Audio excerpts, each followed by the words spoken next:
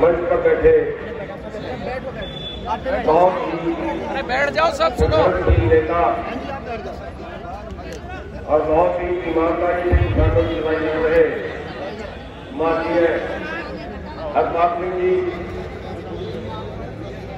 मंच पर बैठे सभी हमारे भाई और बेटियां, सामने बैठे हमारे सभी भाइयों बच्चों, हमारे पत्रकार बंधुओं, साथियों, समझने की जरूरत है कि हमारी लड़ाई क्या है, कौन लड़ती है। आज सवाल है हमारे रोजगार। आज हमारा रोजगार कंपनियां छीन रही है। जो 3 कानून बनाए हैं, उन कानूनों से पूरे देश का भोजन चंद लोगों के गोदामों में कैद हो जाएगा। और जब चंद लोगों के गोदामों में कैद हो जाएगा, जब चंद लोगों को अधिकार दे दिया कि वो कितने खरीद ले, उससे छोटा व्यापारी, आरती और किसान से उससे कम दाम पे खरीदे, चंद लोग ही आपको भोजन करना काम करेंगे। और जब उनके गोदामों में कैद हो जाएगा तो फिर खाने वाला जो है वो आप जितनी जरूरत होगी, डिमांड होगी या डिमांड पैदा करनी चाहिए, जैसे 4 साल पहले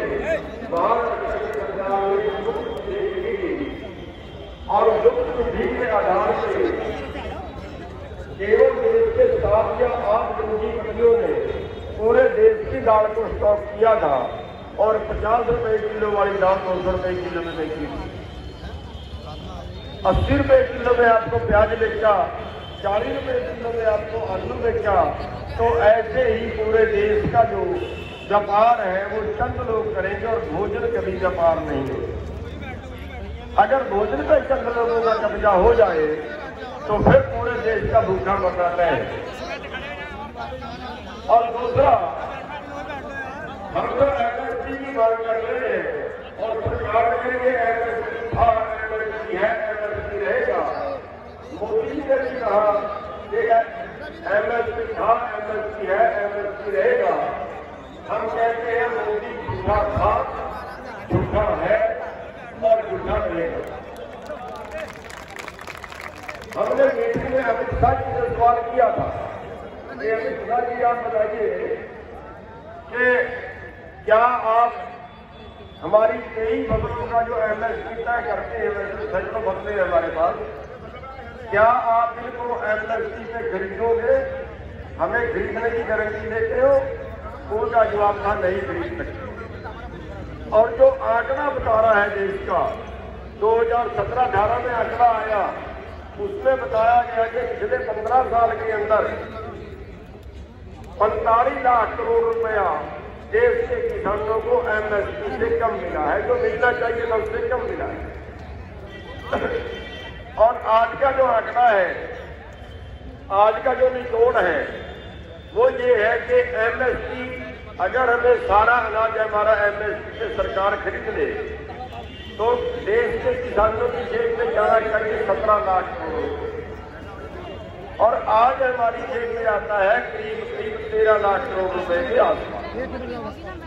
यानी कि हर साल हमारी 4 लाख करोड़ की लूट है, जो हमारा अधिकार है, जो हमारा हक है, जो हमारा दिया जाना चाहिए, जो हमारा लूटा जा रहा है करीब 4 लाख करोड़ पर साल।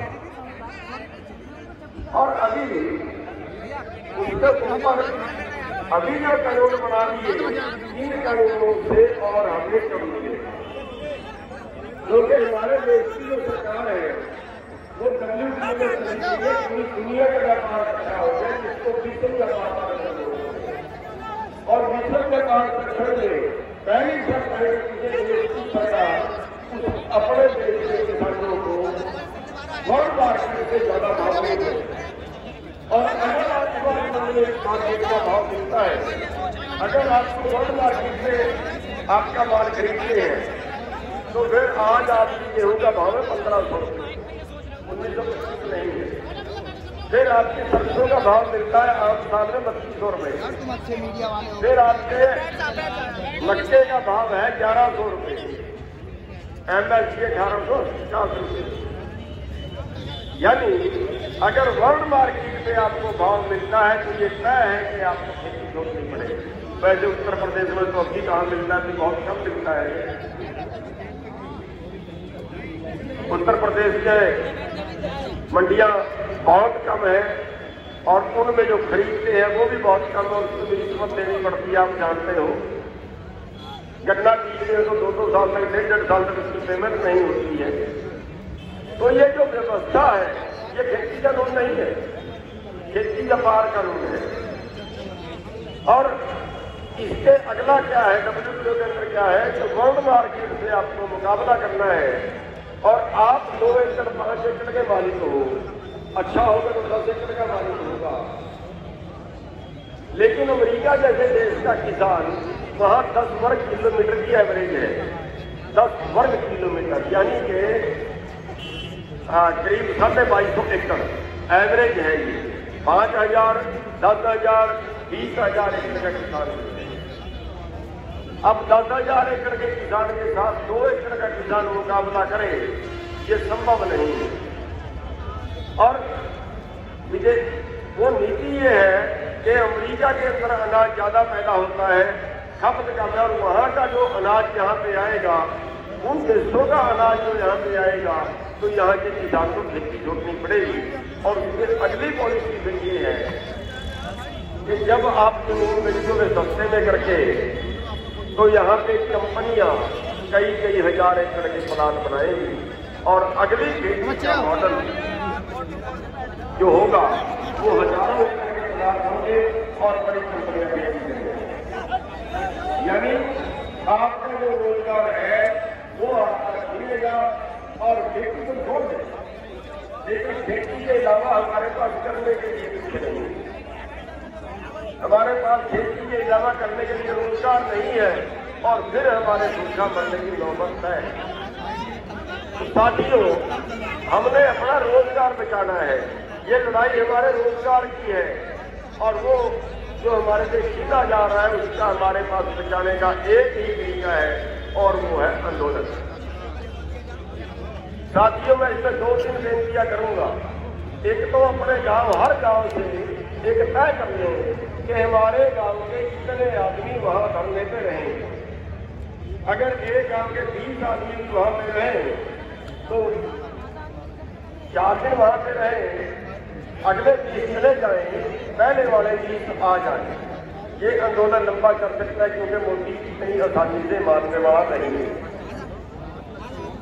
तो ये रूटीन वहां का बना के रखे, हमें घूमने में बहुत जरूरत है। वहां पे आप लगातार अपने नागरिक बना के रखे, हर गांव से वहां पे 1 रवि 2 रवि को सरकार ला के बना दीजिए। 20 आदमी जाते रहे, 20 आदमी जाते रहे, हफ्ते का 4-4 दिन का आप रूटीन बना लीजिए। दूसरी मैं बेनती ये करूंगा कि भैया हम दिल्ली जा रहे थे, हमारे देश की राजधानी है ना, हमें अपने देश की राजधानी में अधिकार है जाने का। जब हम अपने देश की राजधानी में जा रहे थे, उन्होंने बैन कर दिया, रास्ते में पानी के फुहारे मारे, रास्ते में गैस के गोले मारे, रास्ते में इन्होंने डंडे मारे, इन्होंने बैरिकेड लगाए, इन्होंने मुकदमे बढ़ाए। 30-35 मुकदमे हमसे पहले दर्ज कर चुके हैं।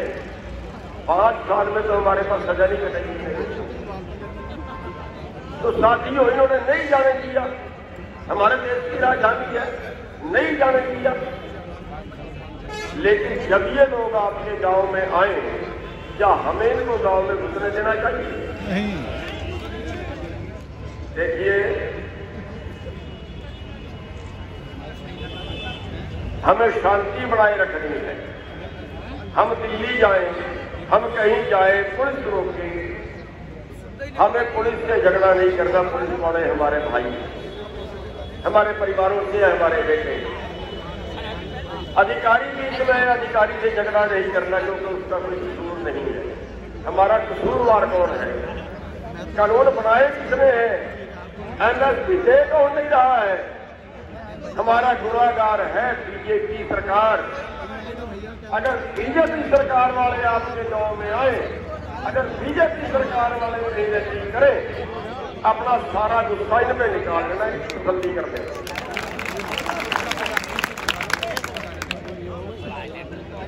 साथियों,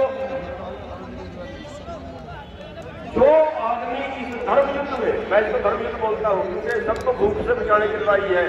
मैं अपने दलित भाइयों को कहना चाहूंगा, टूट जाइए सब लड़ाई में, ऐसी वक्त है वरना वक्त गुजरे कुछ नहीं बचेगा।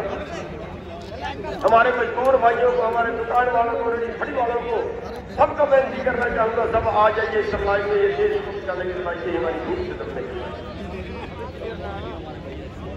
साथियों, ये धर्म युद्ध है। आप किसी तीर्थ में जाके देखिए, हर चीज का भाव सुहाया हो जाता है, लेकिन जहां हमारे धरने चल रहे हैं ना, उस तीर्थ में जाके देखिए, खाने पीने की चीज से लेकर तैरने की किसी भी चीज की हर चीज फ्री है। इससे बड़ा तीर्थ क्या होगा? साथियों, इस धर्म युद्ध में जो भी हमारा भाई, जो भी हमारा नेता इस युद्ध में साथ ना दे, इस धर्म युद्ध में साथ ना दे, इस सामाजिक युद्ध में साथ ना दे और कल वो चुनाव में खड़ जाए, चाहे वो गांव के पंचायत मेंबर से लेके और एमपी का चुनाव तक हो, किसी चुनाव में खड़ जाए, मैं पार्टी का सवाल नहीं कर रहा, किसी पार्टी का हो, जो भाई हमारा इस धर्म युद्ध में साथ ना दे, उसको वोट मत डालना, चाहे काले चोर को डाल दे।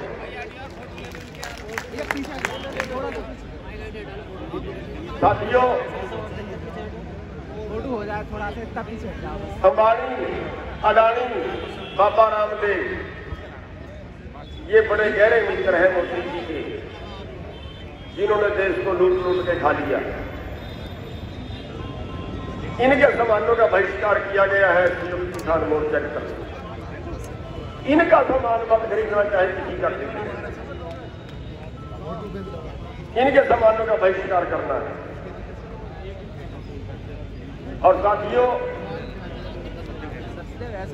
ये किस तरीके से हमें खा रहे हैं, इनको सब्र नहीं है। आज 90 करोड़ रुपया प्रति घंटा आमदन है अंबानी की। कहाँ जा रहा है देश? आजाद कराया था आप लोगों ने हजारों कुर्बानियां देके, 90 करोड़ एक घंटे की। और हमारे दूसरे भाई की आमदन 9 रुपए प्रति घंटे की नहीं है। हमारे जो बेरोजगार बच्चे बैठे हैं ना, और जाते हैं शहर में कहीं कंपनी में, कहीं फैक्ट्री में नौकरी करने के लिए, तो 6,000 7,000 बस यही नौकरी है। साथियों, ये असंतुलन, इससे कौन बचाने आएगा? ना बीजेपी बचाएगी, ना कांग्रेस बचाएगी, ना दूसरी बचाएगी। इससे बचाओगे आप खुद। एक महात्मा से किसी ने पूछा था कि ये किस्मत क्या होती है? उसने कहा इसका सच्ची विच्छेद कर दीजिए। किस जमा मत, मत का मतलब है बुद्धि। हम किस बुद्धि के हैं, किस समझ के हैं, वही हमारी किस्मत है। किस्मत खुद लिखता है आदमी, किस्मत परमात्मा नहीं।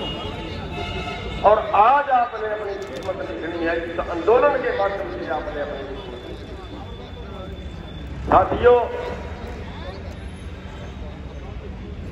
बस मैं थोड़ा सा एक उदाहरण देना चाहूंगा इस सरकार के बारे, कि इस सरकार का इलाज नहीं बच रहा। इस सरकार का इलाज आपके पास है, बाकी किसी के पास नहीं है। बाकी सारा सेटिंग कर लेते हैं, और इसका इलाज ऐसे करना है। एक बकरी थी एक राजा के पास। अब बकरी की आदत होती है, वो रजती नहीं है, मुंह मारती। उसने इनाम रख दिया कि मेरी बकरी को जो रजा दे, मैं उसको मुंह मार का इनाम दूंगा। अब एक व्यापारी आया, बकरी को ले गया।